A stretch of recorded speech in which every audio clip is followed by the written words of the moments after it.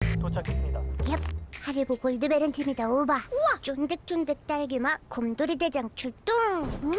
이거 봐, 내가 하얀 곰처럼 투명해져서 모두를 구할 거야. 함께해요 모두 다 행복해요 하리보.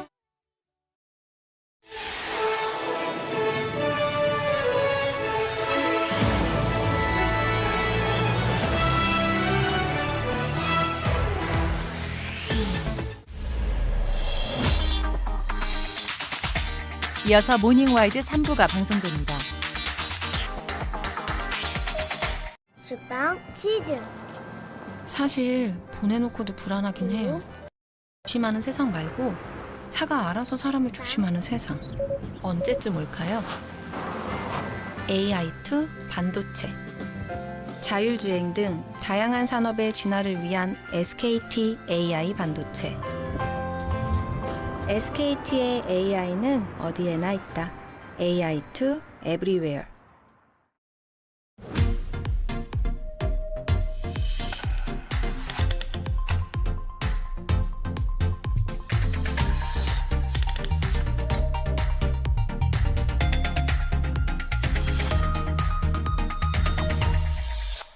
다온이 실내 건조 냄새가 걱정되면 세제까지 다운이 실내 건조 콤보 2배 탈취 성분으로 냄새 얼룩 제거는 물론 흡착 방지까지.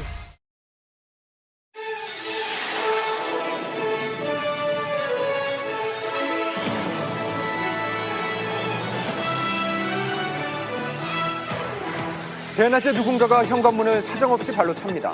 악의에 가득 찬 이 발차기는 수차례 계속됐고 평화로워야 할 집이 악몽의 장소로 바뀌었다고 하는데요. 이 사람은 대체 왜 남의 집 현관문을 발로 차는 걸까요? CCTV로 본 세상에서 취재했습니다.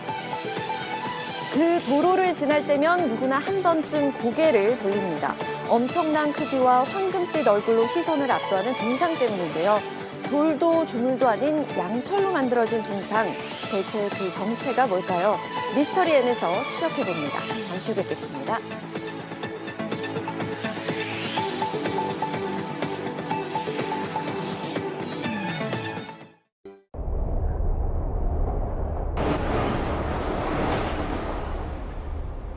Sometimes I feel like someone was ever gonna find me. They would have found me by now.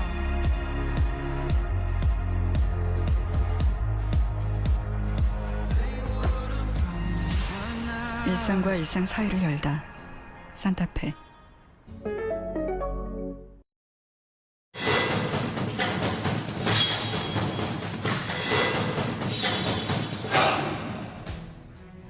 지난 19일 낮 지하철에서 한 50대 남성이 흉기로 승객들을 공격했습니다. 이처럼 불특정 다수를 향해 흉기를 휘두르는 사건이 잇따르고 있는데요. 범행 예고글까지 쏟아지면서 시민들의 일상은 그야말로 공포가 됐습니다. 이런 현상을 막을 방법은 없는 것인지 날에서 취재했습니다. 미리 준비해간 흉기를 꺼낸 남성이 붙잡혔습니다. 흉기 난동을 벌인 피의자 조선이 흉기를 숨긴 채 PC방을 찾은 60대 남성이 현행범으로 체포됐습니다. 지난 19일 합정역에서도 유사한 사건이 발생했습니다. 지하철을 타고 가던 50대 남성이 갑자기 흉기를 꺼내 앞에 있던 승객을 공격했던 건데요. 신고를 받고 도착한 경찰에 의해 검거가 됐지만 승객 2명은 부상을 입고 말았습니다. 어떻게 이런 일이... 당시 현장은 아수라장이었다고요. 뭔가 소란스러워서 가서 경찰들이 뒤로 수갑 채우면 데리고 가더라고요. 아유, 우리가 때까지 왔구나 싶었어요. 일상에서 벌어지니까. 때문에 여기 잡혀오는 데는 장난하는 사람들이 그냥 이러고 있다가 누가 들어오면 좀 심각한 건 있지.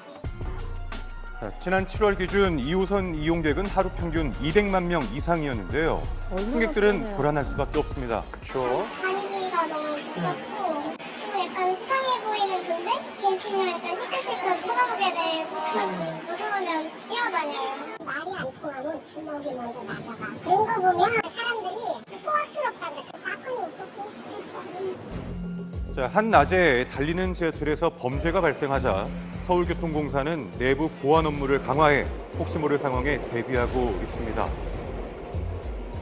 아무래도 요즘 사건들이 있다 보니까 고객분들께서 이제 불안해하시고 그런 상황들이 있어서 순차를 평소보다 거의 1.5배 이상 더 많이 돌고 있습니다. 자, 지난달 21일이었죠. 신림역 인근에서 흉기 난동으로 4명의 사상자가 발생한 바 있습니다. 곧이어 서현역에서는 발생한 이 흉기 난동으로 많은 피해자가 발생해 충격을 줬고요.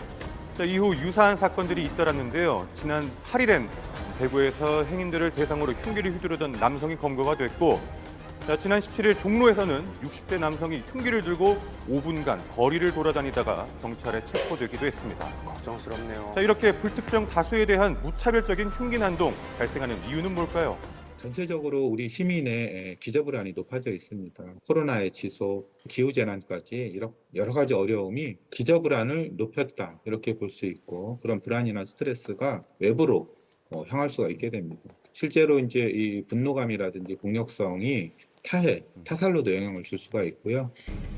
자, 이런 상황 속에 특정 장소를 언급하며 범행을 저지를 거란 글들이 쏟아졌고, 어제도 범행 예고가 있었죠. 한 온라인 커뮤니티에는 강남역에서의 흉기 난동을 예고하는 글이 21일인 바로 오늘 또다시 올라오면서 강남역 주변에는 현재 보시는 것처럼 경찰 병력들이 배치가 되어 있습니다. 강남역 일대에서 범행을 할 거라는 예고글 때문에 경찰 특공대와 기동대까지 투입이 된 상황. 오늘 강남역 그 살인 예고가 있는 걸 알았으면 저는 강남역에 안 왔을 거예요. 내가 조심한다고 될 수 있는 일이 아니니까 그냥 코로나 때처럼 집에만 있어야 되나 이런 생각도 들고 좀 참담해요. 지금 또 강남역 지하 상가 쪽인데요. 여기 지금 한 수상한 남자를 봤다는 시민분이 신고를 하셔서 지금 현장에는 경찰도 함께 지금 와 있는 상황입니다. 자, 자칫 사고로 이어질 수도 있었던 상황.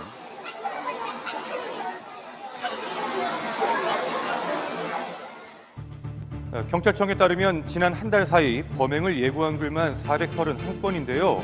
그중 192명이 검거가 됐습니다. 언제 어디서 마주할지 모르는 범죄에 대한 우려에 시민들은 그저 조심하는 것이 최선인 상황. 이에 테러 예고를 알려주는 사이트도 등장을 했고 반응은 뜨거웠습니다. 자, 나 자신도 범행 대상이 될 수도 있겠다는 생각에 이 사이트를 만들었다고 하는데요. 지금까지 누적 50만 명이 방문을 했었고 이제 뭐 가장 많을 때는 동시에 2만 명이 접속한 적도 있다 보니까 저희 예상을 훨씬 뛰어넘는 그런 방문자가 많아졌죠. 저희 목표는 궁극적으로 서비스 종료입니다. 서비스가 종료한다는 것 자체가 결국에는 이제 사태가 종료됐다는 의미이기도 하잖아요. 최대한 빨리 하루빨리 한국 사회가 다시 그 치안 감옥으로 돌아갈 수 있게 그런 안전한 사회가 됐으면 좋겠습니다. 자, 최근 이렇게 유사한 사건들이 연속적으로 발생하는 이유는 대체 무엇일까요? 범행 수법이라든지 범행과 관련된 여러 정황에서 유사점이 있긴 하지만 결정적으로 단지 앞에 사건을 보고 나도 따라해야지 이건 아니고 자기들 나름대로 범죄를 저지를 수밖에 없는 사회에 대한 분노나 불만 뭐 이런 것들을 오랫동안 쌓아왔던 게 아닌가.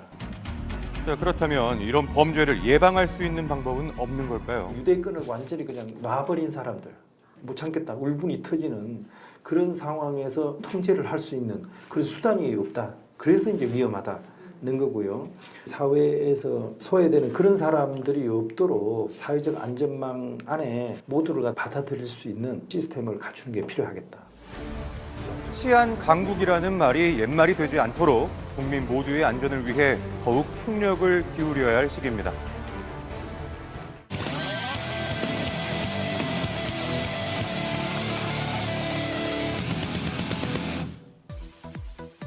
오늘 첫 번째 CCTV 영상 보시죠.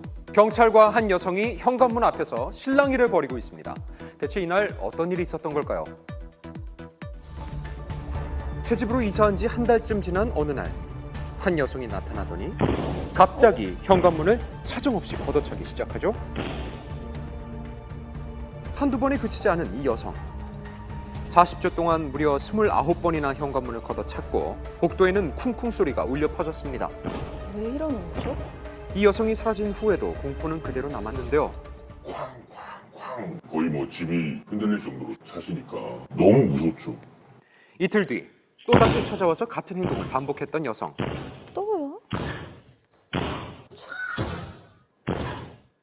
이날은 집에 제보자의 어머니도 함께 있었다고요. 이 여성은 대체 왜 이런 걸까요? 뭐 위쪽에서 쿵쿵거린다. 층간소음 때문이라고요. 하지만 이사도 저 혼자 했고 혼자 지내왔습니다. 아이나 개가 없습니다. 저희 집은. 관리사무소 측에서도 여기는 목도식 아파트고 소음의 원인이 다른 집일 수도 있다. 그게 억울하죠. 견디다 못한 제보자는 경찰에 신고했습니다.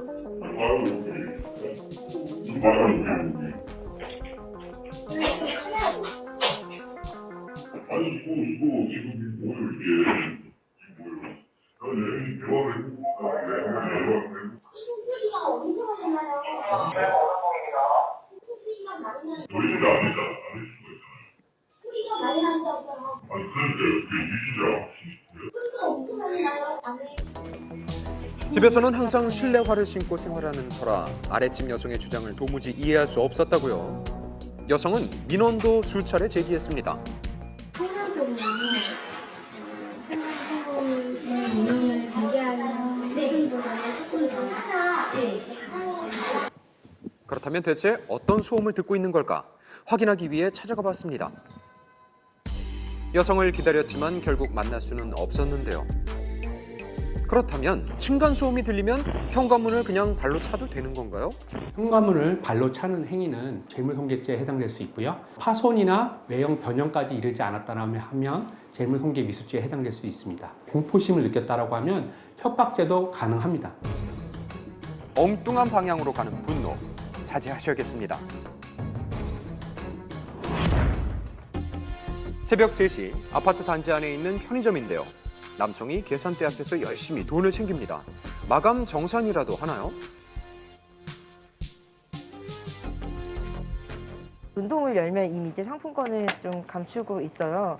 이걸 열어가지고 상품권인 걸 확인하고 상품권도 챙겨가더라고요. 네? 이 남성 알고 보니까 직원이 아니라 절도범이었습니다. 현금뿐만 아니라 상품권까지 모조리 챙기더니 옆에 있는 계산대도 잊지 않고 그냥 열어보네요. 이내 구석구석 살피더니 깊숙이 넣어두었던 비상금 잔돈까지 발견해 모조리 훔쳐갔습니다.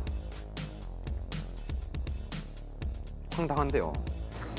이렇게 현금과 상품권 그리고 담배까지 피해 금액만 약 140만 원 정도. 옷으로 이렇게 해서 여기 있는 지문들을 이렇게 지우는 치밀함을 보여줬어요. 이렇게.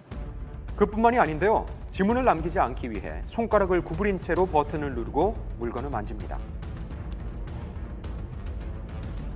마치 절도를 계획한 듯 치밀해 보이는 남성. 대체 어떻게 들어온 거죠? 불과 5분 전 편의점 앞 CCTV 보시죠. 차례로 편의점으로 향한 두 남성. 사정없이 문을 밀기 시작하는데요. 둘이 힘을 합치자 그 틈이 더 크게 벌어졌습니다. 그러자 둘 중 작은 체구의 남성이 문틈 사이로 몸을 우겨 넣었습니다. 자물쇠 사이에 살짝 벌어진 그 문틈으로 가게에 침입한 거죠. 여기 하나를 잠그고요. 이런 모양으로 잠그고 있거든요. 하지만 그날 사실 저희 야간 근무자가 바뀐 첫날이었어요. 아무래도 이 부분이 조금 정확하게 전달이 안 됐던 부분이 있었던 것 같아요.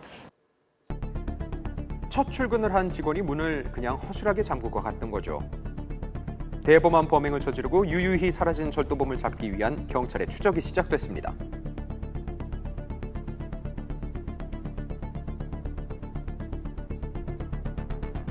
그에 합당하는 처벌을 못 받을 수는 있겠지만 누군가가 다 너희를 지켜보고 있고 우리는 어떻게든 너희를 추적할 수 있다. 이게 무섭다는 걸 좀 알아야 될 것 같다는 생각이 들었습니다. 당신이 저지른 범죄, CCTV가 전부 지켜보고 있습니다. 이어서 다음 영상 보시죠. 한 버스 회사에 아무도 주문한 적이 없는 택배가 도착했습니다. 이 택배에는 어떤 사연이 담겨 있는 걸까요? 서 있기만 해도 땀이 줄줄 흘렀던 8월 11일. 불볕더위를 피하려는 듯 한 학생이 재빨리 버스에 탑승합니다. 평소와 다름없이 교통카드를 찍는데요. 무슨 문제라도 있나요? 카드를 수차례 갖다 대죠? 5번 정도 갖다 댄 것 같아요. 그 카드기에다가. 당황하면서 어쩔 줄 아는 표정으로 저를 쳐다봐서.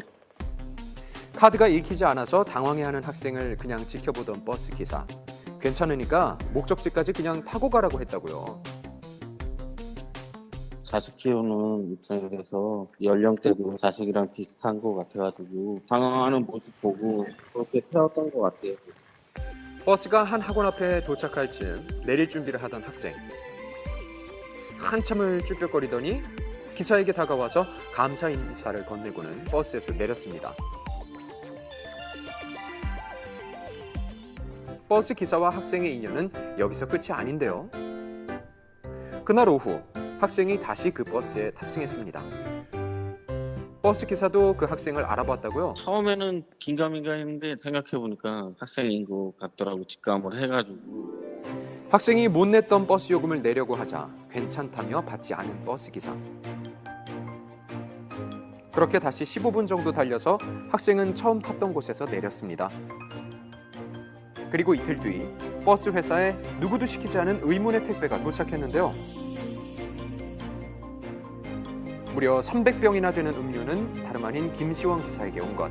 학생의 어머니가 고마운 마음을 담아서 보낸 거죠. 기분 좋은 선물 나눠 먹어서 더 꿀맛이라고요? 저희 아이가 소심한데 기사님이 베풀어 주신 선행에 또 아이도 더 배우게 된 것 같고요. 더 감사한 마음이 생깁니다. 이런 일은 저도 처음이라 가지고 좋은 일이니까 고맙고 행복하죠. 선한 행동은 부메랑처럼 돌아오고 작은 배려가 따뜻한 사회를 만듭니다. 보행자의 안전을 위해 시행된 우회전 일시정지. 그런데 오히려 사망자가 늘었다. 오늘은 여전히 헷갈리는 우회전 일시정지에 대해서 살펴봅니다. 놀라운 사고를 목격했다는 제보자. 보행자 신호였는데 우회전 차량들이 일시정지 안 하고 계속 주행을 하고 있더라고요. 보행자 신호가 진행 중인 이때 한 아이가 횡단보도로 들어섭니다. 그런데 우회전하던 버스가 아이를 치고 지나갑니다. 아이가 일어서가지고 갈팡질팡하고 있더라고요. 그래 빨리 도와야 되겠다는 생각이 많이 들더라고요. 내가 있을게 갖다 줘요. 버스가 그냥 갔어요? 네. 다급히 차에서 내려 아이부터 챙긴 제보자. 옆에서 운전을 하고 있던 동료는 버스를 쫓아가 경찰에 신고했습니다. 치고 그냥 가나요? 아이는 그날을 생생히 기억하는데요. 거기 딱 도착했을 때가 신호등이 9초였는데 가고 있는데 갑자기 버스가 저를 치고 갔어. 그거밖에 기억이 안 나요. 보행자 신호임에도 불구하고 버스는 일시 정지하지 않았고 아이를 친 뒤에도 아무런 구호 조치 없이 그대로 자리를 떴습니다. 아이가 크게 다치진 않아 다행인데요. 버스 기사는 왜 멈추지 않았을까요? 왜 멈추지 않았냐라고 했을 때 부딪히는 느낌은 있었는데 자기는 돌부린 줄 알았다. 근데 그거는 정말 말이 안 되는 얘기거든요. 사과 전화도 없고 아무 대응이 없으세요. 그런 버스 기사는 어떻게 되었을까요? 도주치상으로 해가지고요. 검찰로 송치를 한 상태고요. 7월 달에 진행 중인 사건입니다. 굉장히 많았고요. 지난 5월엔 우회전하던 버스에 지인 8살 아이가 사망했는데요. 우회전 일시정지 관련법이 개정된 후 사망사고는 지난해보다 훨씬 늘었습니다. 법이 개정되기 전과 비슷한 수치를 나타냈는데요. 규정이 상당히 복잡합니다. 운전자들이 실제로 이걸 다 인지하지를 못한다는 거예요. 종류가 너무 많아요. 그러다 보니까 이전에 사망률하고 비슷한 게 나오는 이유라고 볼 수가 있습니다. 법이 개정됐지만 줄지 않는 사고, 운전자들은 여전히 헷갈린다고요. 신호등이 빨간불인 상태에서 해도 되는지 안 되는지 이 부분이 좀 헷갈려요. 보행자 신호면은 가야 되는지 가면 안 되는지 그게 좀 헷갈리죠. 적색 신호, 녹색 신호. 자, 정답은요? 사람이 없게 되면 천천히 서행하면서 빠져나가셔도 됩니다. 단 직진 신호일 때 보행자가 있는지 없는지, 우회전일 때 보행자가 없는지의 일시정지를 꼭 2번을 하라는 것이죠. 우회전 시 꼭 2번의 일시정지를 하고 보행자가 없다면 우회전이 가능하다는 얘기. 하지만 직진 신호일 때 보행자 신호에서 사고가 나면 신호 위반 책임을 물게 됩니다. 일시 정지한 뒤 가려는데 보행자가 갑자기 튀어나오면 어떻게 해야 할까? 일시정지하고 난 이후에 갑자기 뛰어나는 보행자가 있었을 때에도 사고가 발생할 수 있다는 것을 꼭 염두에 두셔야 됩니다. 그러니까 좌우로 넓은 시야를 가지고 확인하고 난 이후에 보행자가 없다면 그때 꼭 빠져나가시라. 다시 한번 이렇게 요약드리겠습니다. 우회전 일시 정지를 위반했을 때 그 처벌도 바뀌었나요? 보행자 신호에 횡단하는 보행자나 횡단하려는 보행자가 있는데도 일시정지하지 않으면 보행자 보호의무 위반으로 승용차 기준 범칙금 6만 원과 벌점 10점 또는 과태료 7만 원 부과 대상이 됩니다. 이러한 우회전 투영 방법을 위반해서 경미한 사고라도 보행자가 다치게 되면 교통사고 처리 특례법상 12대 중과실 유형에 해당되기 때문에 최대 5년의 금고형 또는 2천만 원 벌금형으로 형사처벌까지 받게 됩니다. 우회전할 때 기억할 것은 단 하나, 무조건 일시 정지. 차량이 완전히 멈춰야 한다는 점 꼭 잊지 마십시오.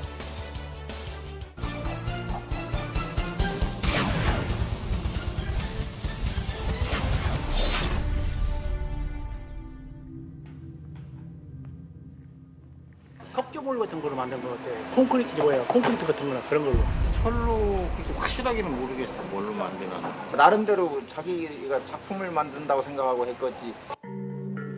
직접 본 사람들이 한 말의 퍼즐을 이리저리 꿰 맞춰봐도 추측하기 쉽지 않은 오늘의 미스터리엔. 바짝 가보지는 않고 도로에서 이렇게 지나다니며 봤지. 지나다니며 봤지. 저 나무만 커. 2층쯤 높이만 지들걸? 고속도로에 달리면서 봐도 커 보여. 독특해가지고 얼굴만 동그래가지고. 거대한 크기에 독특한 생김새로 그 길을 오갈 때마다 시선을 강탈한다는 그것. 주민들이 알려준 대로 찾아간 곳엔 거대한 동상 하나가 있습니다. 시선을 압도하는 동상에선 범상치 않은 기운이 느껴지는데요. 대체 이 동상의 정체는 뭘까요? 멀리서도 눈에 확 띄는 건 크기 때문만이 아닙니다. 황금빛 얼굴에 은빛 몸체가 시선을 단박에 사로잡는데요. 뭔가 떠오를 듯 말 듯한 묘한 기시감이 느껴지는 얼굴. 우주의 마법사 이거 닮은 것 같기도 하고. 몸은 닮은 것 같은데 얼굴은 전혀 안 닮았는데. 양철 나무꾼. 심장을 갖고 싶다는 소원을 이루기 위해 도로시와 모험을 떠나는 양철 나무꾼과 닮았다는 얘기입니다. 얼핏 비슷해 보이기도 하지만 다른 추측을 하는 사람들도 있습니다. 이건 뭐 저기 저 불교에 있는 네. 저 부처님 같은데? 이거는 어느 누가 봐도 이게 불교상이지. 이건 불교야. 이렇게 돌로 만든 불상이 아니냐는 건데요. 그렇다고 고개를 끄덕거리기엔 동상의 표면이 돌과 질감이 다릅니다. 게다가 제작 기법 또한 일반적이지 않아 보이는데요. 실체를 확인하기 위해 구조물을 조금 더 면밀히 관찰해보니 일단 재료부터 눈에 띕니다. 이건 다름 아닌 양철판으로 만든 건데요. 다 돌로 만들었죠. 돌로. 근데 절에 이건- 가서 네. 양철로 이렇게 어떻게 만들어? 이해가 안 가네. 어마어마한 크기로 그 존재감을 뽐내고 있는 양철 동상. 척 봐도 성인 남성 키의 몇 배는 돼 보이는데요. 실제 높이는 얼마나 되는 걸까? 드론 카메라에 줄자를 매달아 직접 확인해 봤는데요. 불상의 머리부터 하단부까지의 높이는 약 17m. 약 17m. 성인 남성 키의 약 10배, 아파트 8층 높이에 달합니다. 양철로 만든 거대한 동상, 사람들 말처럼 불상인 걸까? 석공예를 하며 수많은 불상을 만들었다는 전문가에게 물었습니다. 손 모양은 이제 그 천상천하를 가리키는 거거든요. 손 모양이 이제 미륵부처님은 저렇게 하고 계시거든요. 양철 동상의 생김새가 미륵상과 비슷해 보인답니다. 정기어지는 무대요.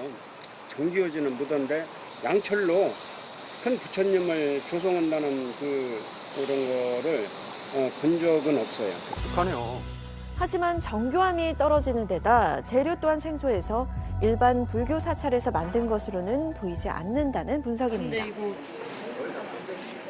그 뭐지 불교 쪽에서 만든 건 아닌 것 같긴 해요, 확실히. 재질이 둘 다 안 맞잖아요, 얼굴이랑 목이랑. 양철로 이제 재활용해갖고 그렇게 해서 작품을 만들었으면 누가 이제 그런 작가가 자기가 작품한다고 생각하고 만들었겠죠. 폐품을 예술로 재탄생시키는 정크아트 조형물이 아닐까 하는 추측인데요. 전문가의 눈에는 어떻게 보일까요? 얇은 철판, 우리가 이제 일명 박판이라고 그러거든요. 그런 얇은 철판을 여러 장 곁대 가지고 용접을 해서 이제 어떤 도색을 한 것 같은데 이 정도 두께. 양철 동상에 쓰인 재료는 폐품이 아닌 얇은 철판으로 정카트 조형물로 보기는 저 어렵답니다. 재료도 내가 볼 때 이 철판 두께가 1mm도 안 돼 보이거든요. 밑에 이제 몇 번 용접을 했을 때 뭐 태풍이 온다거나 뭐 그럴 때는 바로 넘어질 수가 있죠. 바람만 세차게 불어도 휘어지는 양철이라 태풍에 약할 거라는데요. 어떻게 태풍을 견딘 걸까 싶어 살펴보다가 작은 문 하나를 발견했습니다. 사람이 드나들 수 있을 법한 크기인데요. 대체 이곳엔 뭐가 있을까 궁금해하며 조심스레 들어간 내부의 모습. 의외였습니다. 이게 건물 외벽 같고요. 와, 엄청 높습니다. 저 꼭대기까지 있는 거야? 네. 동상 내부에는 쇠 파이프가 일정한 간격과 모양으로 얽히고 설켜 있는데요. 수평하고 있군요. 네, 이런 식으로 파이프들이 양철 동상을 내부에서 중심 잡고 있어서 태풍에도 버틸 수 있었던 겁니다. 색이 노랬었지. 금마냥 씌워져 있었지. 씌워져 있는 건데 다 삐껴진 거지.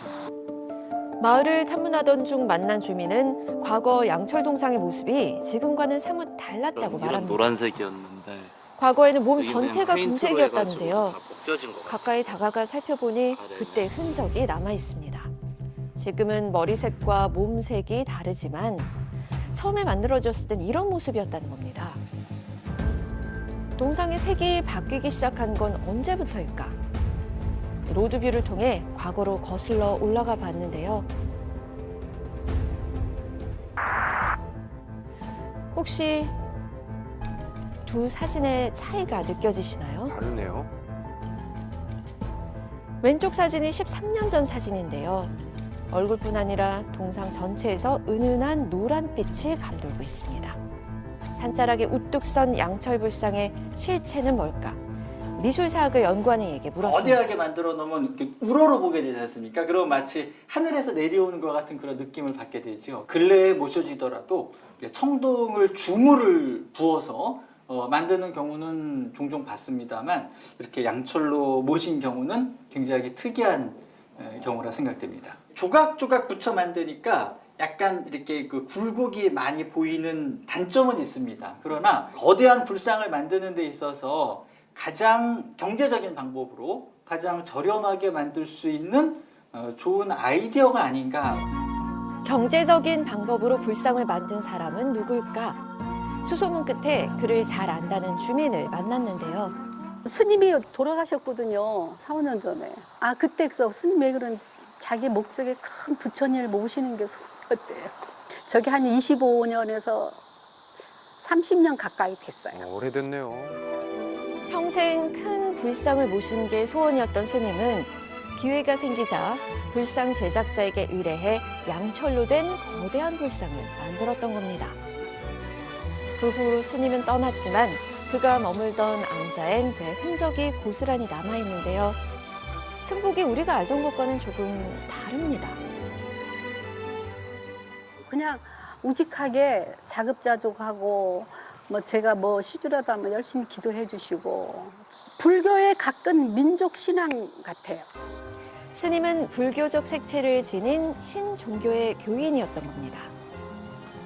잘 아시는 동학운동의 하나의 일파다라고 보시면 되겠습니다. 서양의 영향에서 벗어나서 한국 나름의 그러한 종교를 만들려는 운동들이 많이 전개되었습니다. 우리 주변에 보면은 한국 문화의 가장 핵심적인 유산 중에 하나가 불교 문화입니다. 불상을 활용한 그런 조형물들이 많이 발견되고 있다라고 말씀을 드릴 수 있겠고요.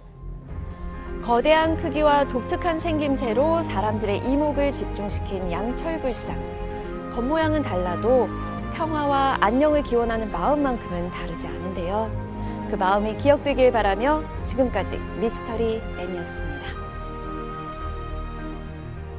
네, 거대한 저 양철 동상.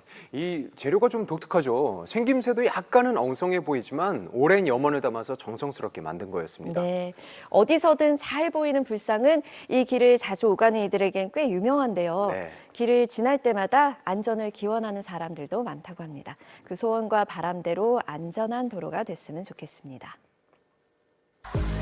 알쏭달쏭한 이슈에 속 시원한 해답을 찾아가는 이분법적 현장쇼 Yes or No. 실오라기 하나 걸치지 않은 목욕탕에서 커다란 타투가 있는 사람을 보면 슬며시 눈을 피하게 되죠. 하지만 타투가 패션이 된 지는 이미 오래. 업계 추산 타투 이용자는 300만 명에 달합니다.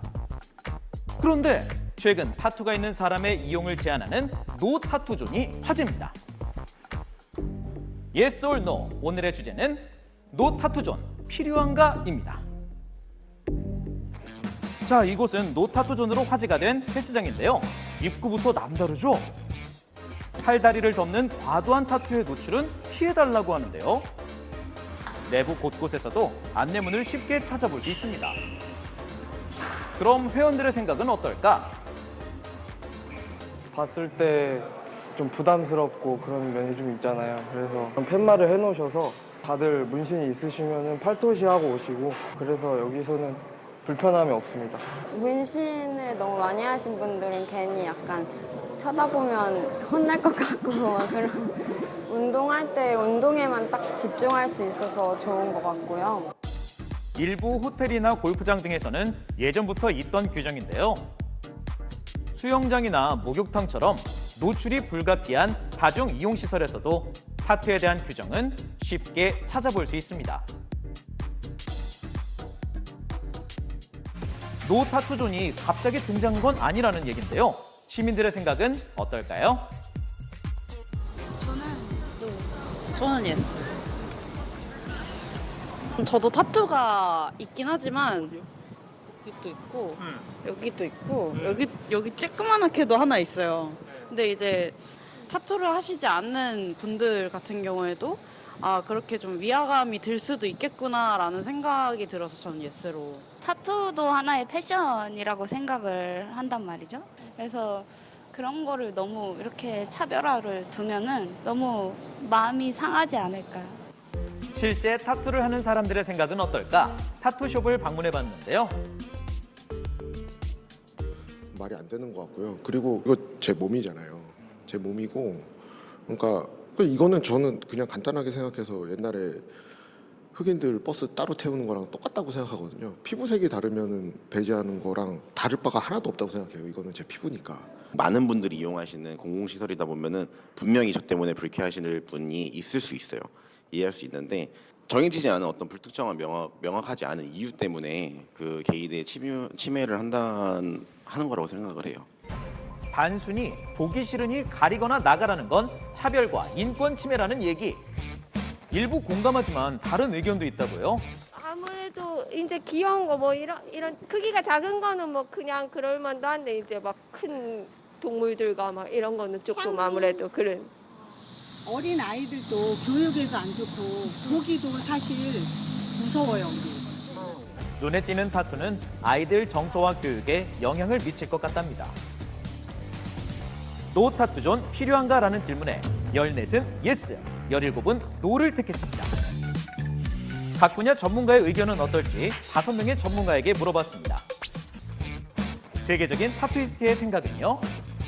저는 노입니다. 노키즈존이 생겼을 때도 논란이 있었던 것처럼 어떤 특정인의 연령, 성별, 어떤 그룹을 지어가지고 한 집단을 제재한다는 것 자체가 사회적으로 옳지 못한 방향이라고 이야기를 할 수 있을 것 같아요. 타투가 있다는 것은 그 사람의 외모예요.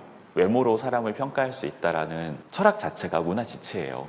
이 문화 지체 현상이 계속해서 사회로 뻗어나갈까 봐 그게 좀 걱정스럽기는 합니다. 타투는 개인의 자유 맞습니다. 개인의 자유입니다. 문신도 자기 결정에 따라서 할 수가 있습니다. 다만 그 전제 조건이 그것을 남에게 영향을 미치는 데 있어서는 부자유가 적용이 된다고 생각합니다. 결국 보편적으로 남에게 이제 혐오감을 주거나 위압감을 주거나 공포감을 자극하는 타투는 좀 입장이 불가하다라고 볼 수 있는 거죠. 그렇다면 이웃나라 일본은 어떨까요? 천년의 역사를 간직한 교토엔 오래된 온천도 많은데요. 그중 한 곳을 찾았습니다.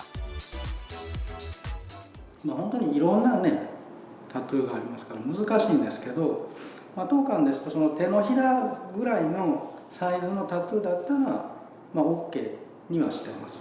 僕もちょっと京都の旅館の方に聞いてみたんですけど、もう全部 OK っていうところともう全部ダメっていうところと 근처에 있는 대중 목욕탕인데요.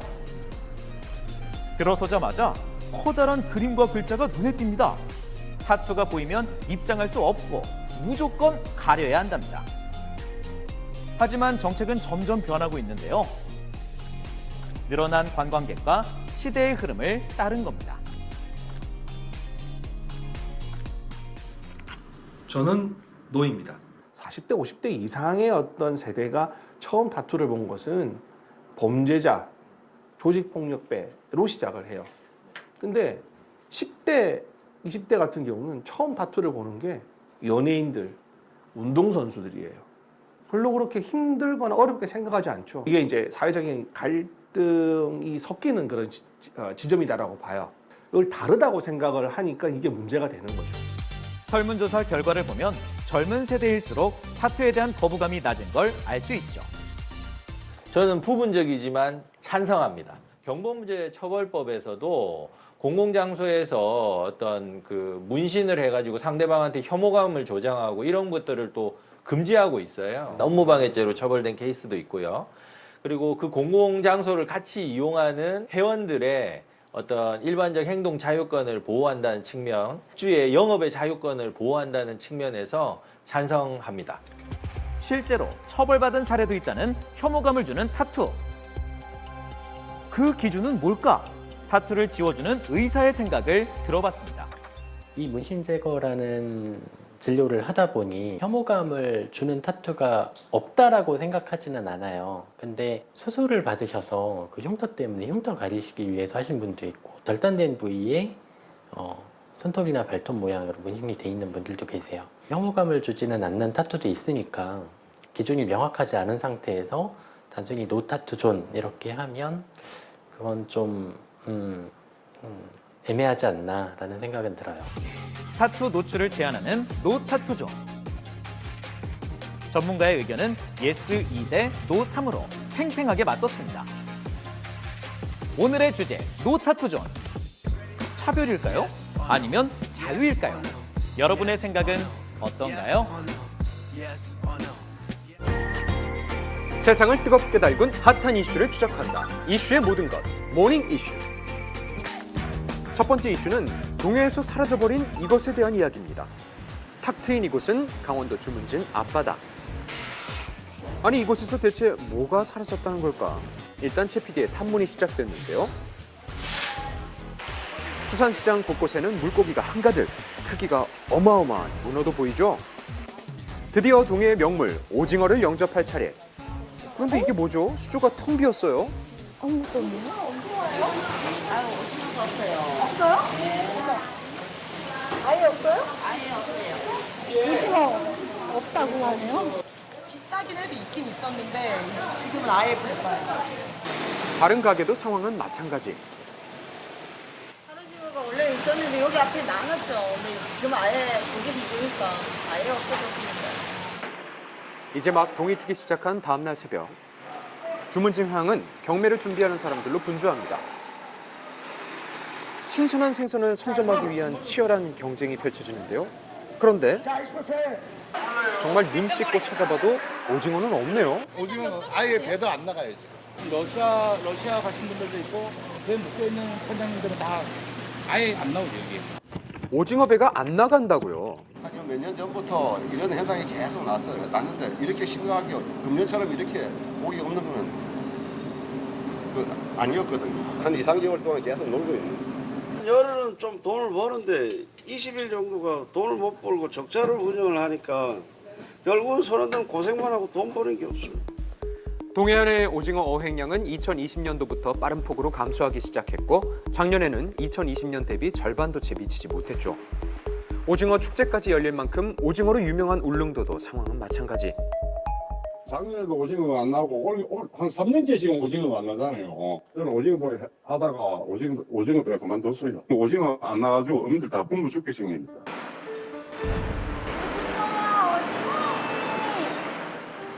최 PD의 오징어 찾기 대작전 과연 성공할 수 있을까요? 여기저기 유심히 살펴보는데요. 간절한 외침 덕분일까? 드디어 오징어 발견했습니다. 그런데 이거 어디서 잡은 거죠? 어쩔 수 없이 양식 갖고 파는 거지. 과연 가격은 어떨까요? 오징어 한 마리에 얼마예요? 한 마리요? 네. 한 마리에 10,000원이에요. 회로 먹어도 익혀 먹어도 지지고 볶아도 맛있는 오징어. 하지만 어획량이 줄면서 자연스럽게 가격이 높아져 요즘은 금징어라고 불린다고요. 15,000원, 2만원, 만원, 45,000원. 금징어 맞네요. 진짜 비싸다. 그럼 오징어가 사라진 이유는 뭐죠? 지난 2004년부터 동해 북한 수역에 입어한 중국 어선의 과도한 어획과 동해의 장기적인 수온 증가에 의해서 오징어 어장 형성이 어려워진 점도 주요한 원인으로 생각이 되고 있습니다. 평년보다 1.4도 상승한 수온이 오징어 감소의 주된 원인. 오징어가 풍년을 이뤄서 어업인들에게 기쁨도 줄 수 있고 소득 등대 큰 기여를 했으면 좋겠습니다. 동해안의 명물 오징어가 다시 동해안에서 펄떡 뛸 날을 기다립니다. 두 번째 이슈는 예전에는 하지 못했던 것들에 대한 이야기인데요. 어릴 때 못했던 걸 마음껏 해보려는 MZ세대가 한 번쯤 들른다는 이곳.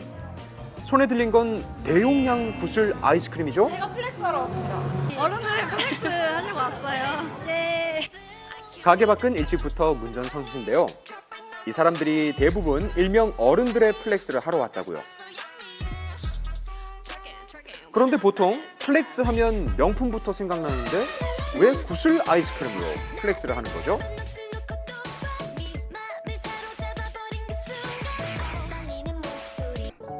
저 몰라요? 우리 여행 갈 때도 결혼식 갈 때도 이 머리도 내가 해줬잖아요. 당신은 이미 글램팜을 만난 적 있다. 미용실에선 원래 글램팜 써요. 글램팜 집에서도 봐요. 호밍스? 호밍스 마스터라. 처음 듣는데? 호밍스 마스터라. 그래서 호밍스가 뭔데? 호밍스 마스터라. 왜 다들 맛있다고 하지?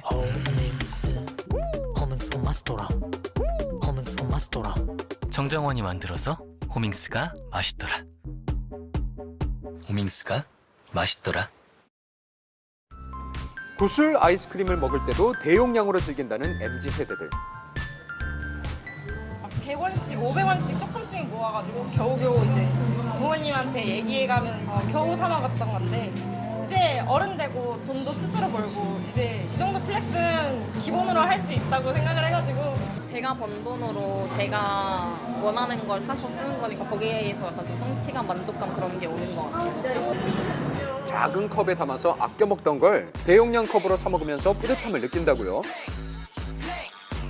SNS에서는 소위 어른들의 플렉스 인증 영상을 쉽게 찾아볼 수가 있습니다.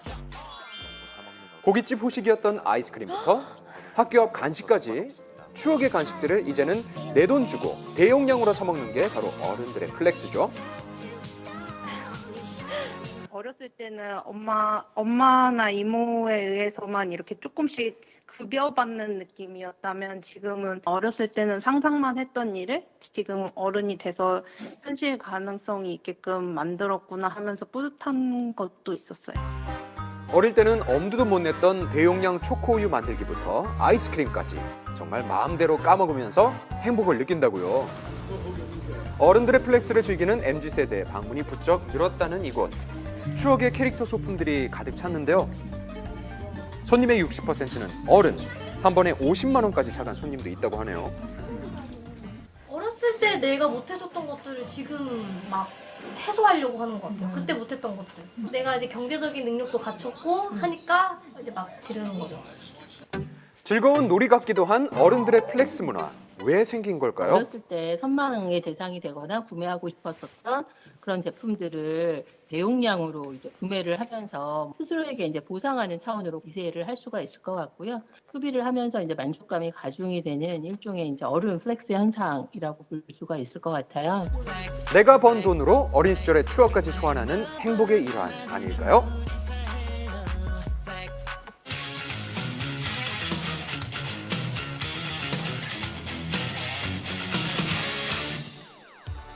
연예뉴스 강경윤 기자와 함께합니다.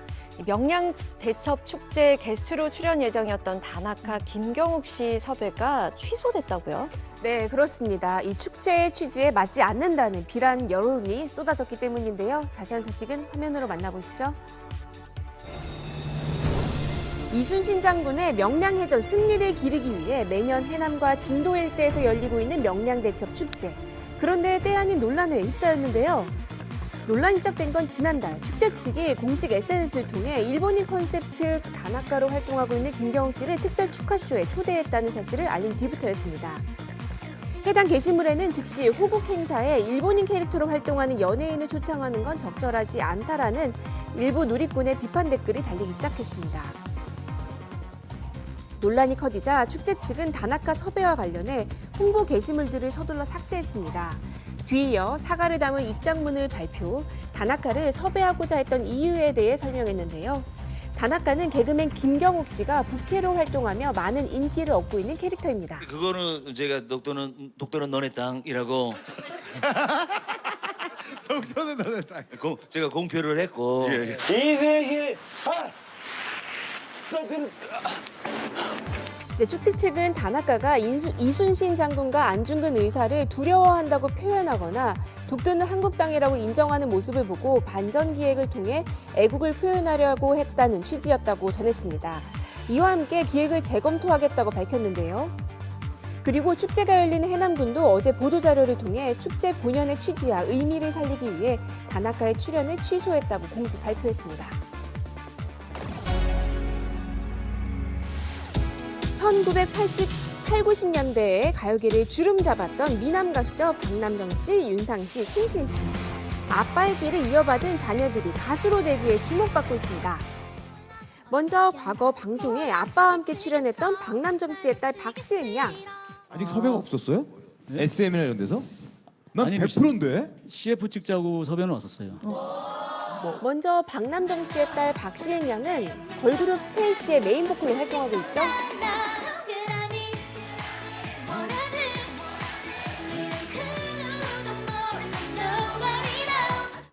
가수 데뷔 전 배우로 활동하며 외숙모한테 깨끗이 빨아달래서 연기, 춤, 노래, 아빠 박남정 씨의 끼를 물려받아 다재다능함을 뽐냈는데요. 아빠 박남정 씨는 자신의 뒤를 이어 연예인이 된 딸에게 응원을 아끼지 않고 있습니다. 그 걸그룹 춤을 한번 이렇게 우리 딸 때만 해봤는데 어려워요. 못하죠. 아 정말 어렵고 뭐라 그럴까 언뜻 보기에는 그냥 쉽게 할 수 있을 것 같은데 시은이 아빠라고 쓴 티셔츠를 입고 아빠 챌린지 영상에도 참여하고 있죠. 이렇게까지 반응이 좋을 줄은 몰랐는데 오히려 좀 걱정을 했거든요. 아빠도 저도. 왜? 발에 안 좋을까 봐? 아빠는 약간 나 자신이 없다, 부끄럽다, 좀 그럴 준비가 리가요. 덜 됐다 이렇게 하시고. 남정희 형님이 그럴 리가 없는데. 네, 테디베어 댄스 영상은 많은 사랑을 받았습니다. 역시 원조 댄싱 킹이죠. 잘하시네요. 윤상 씨의 첫째 아들이죠. 윤찬영 군. 신인 보이그룹 라이즈의 멤버로 데뷔를 앞두고 있습니다.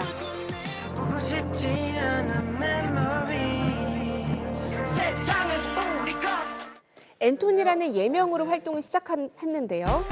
앤톤은 과거 방송에 출연 당시 아빠 윤상 씨와 배우였던 엄마 심혜진 씨를 닮은 빼어난 비주얼로 화제가 됐습니다. 안녕하세요. 저는 이찬영이에요. 13살입니다. 선수가 되고 싶어요? 저는 그냥 수영은 잘하면 좋죠.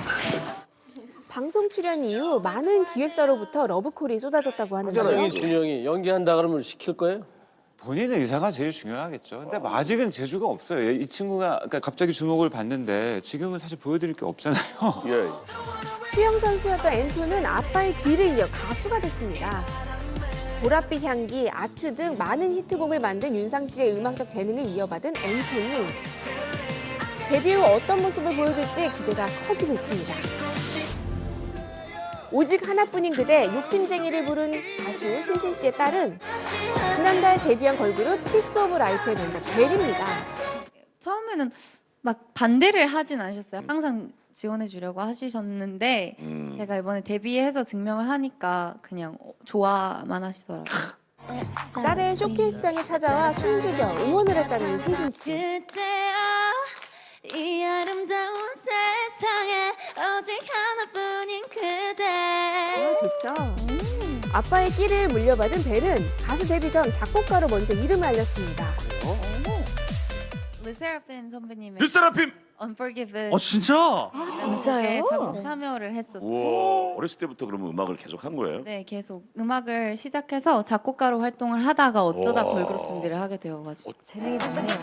네, 싱어송라이터로 뛰어난 실력을 자랑하는 벨은 데뷔 앨범 쉿 작사 작곡에도 참여했는데요.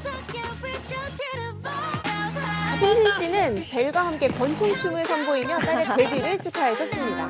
시간 지원이네요. 누구의 딸, 아들이란 타이틀 대신 자신만의 색깔로 가요계를 이끌어갈 이세길의 활약 지켜봐 주시길 바랍니다. 네, 아니에요. 반갑습니다. 기신. 와, 신기하다. 내 나이 또래 배우 중에 박연진 할 수 있는 배우 있어?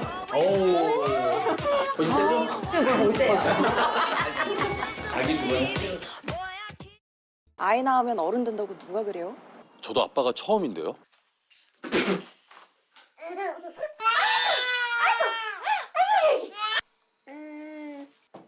그걸 자기가 왜 먹어?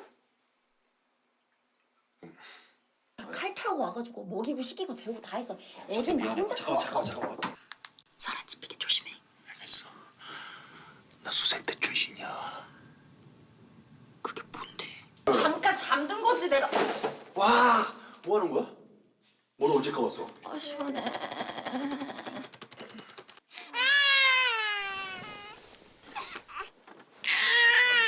근데 뭐 둘보다는 셋이 나은 것 같기도 하고. 하나 더 낳고 싶기도 하고. 오늘 밤에 일찍 재워. 왜? 나 오늘 점심에 장어 먹었어. KCC 건설 스위첸. 초월적 기술로 피어나는 뉴노멀 뷰티 트렌드. 시토안. 처음 만나볼 코스메틱볼. 시토안 바이 코즈볼.